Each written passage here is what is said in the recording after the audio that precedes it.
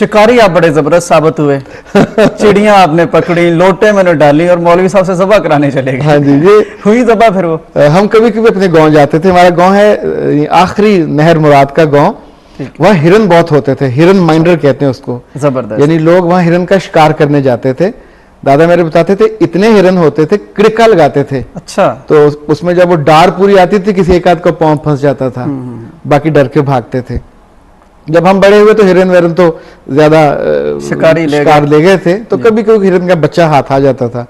खैर जहाँ ये भैंसें और रखा जाता है ना घर के गांव में, यानी वो जगह जहाँ भैंस वगैरह, बिल्कुल, तो कमरा होता है जी, और उस कमरे में जिसमें वो चारा डालते हैं, वो जब जो जानवर बाहर निकल आते हैं दोपहर में, दिन में, तो फिर चिड़ियां वहां जाती हैं। ठीक है। तो हम छुट्टियों में जाते थे गांव, तो उस दरवाजे पे कपड़ा लटका के 14 पकड़ी।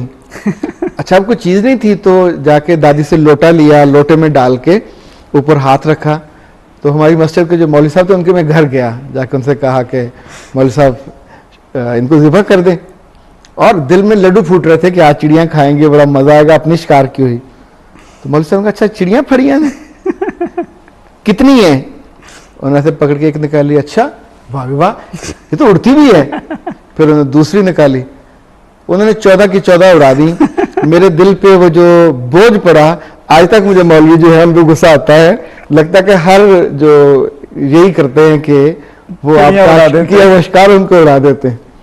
अच्छा, दूसरा जो शिकार था वो बड़े होके किया। अच्छा, हमारे एक शिकारी दोस्त हैं चिनाब के किनारे, गुजरात में रहते हैं। ठीक है। तो उन्होंने एक दफा कहा, दावत भेजी कि मैंने एक फायर से 24 मुर्गाबियां मारी हैं। अच्छा, जबरदस्त। और चिनाब के तौर पर तो लतीफे के तौर पर, अच्छा, उन्होंने वो बुरा उसका हार बना के, तो वो शर्रे होते हैं इसमें, जब चलाते हैं कारतूस, शर्रे बहुत से निकले होंगे। ठीक है। तो वो पकड़ पकड़ के उन्होंने हार बनाया, गले में पहना, दोस्तों को दिखाते थे।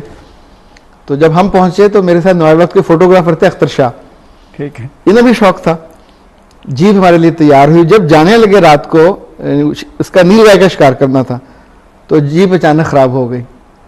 तो अब हमें उन्हें मजाक करना शुरू कर दिया कि आप हमसे झूठ बोलते रहे। उन्हें गुस्सा आया, उन्होंने होंडा 70 निकाला, कहा मेरे पीछे बैठे, अभी हम शिकार करके लाते। तो मैंने उनसे कहा कि वो नीलगाय जो होगी वो कहाँ रखेंगे? तो कह लेंगे तो पीछे हो जाना, दरमियान में रखा। खैर हम वहां गए, मैंने कभी बंदूक नहीं उस तरह की चलाई थी, ये नीलगाय वाली। थक गए तो अचानक, तो शाम भी हो गई थी, तो दूर से एक नीलगाय नजर आई और मैंने अब आंख बंद करके उस पर निशाना बांधा, एक आंख पे हाथ रखा, आंख बंद करके निशाना बांधा। ज़ाहिर है वो कहें दाएं बंद करो, मेरी मैं बाएं बंद करूं।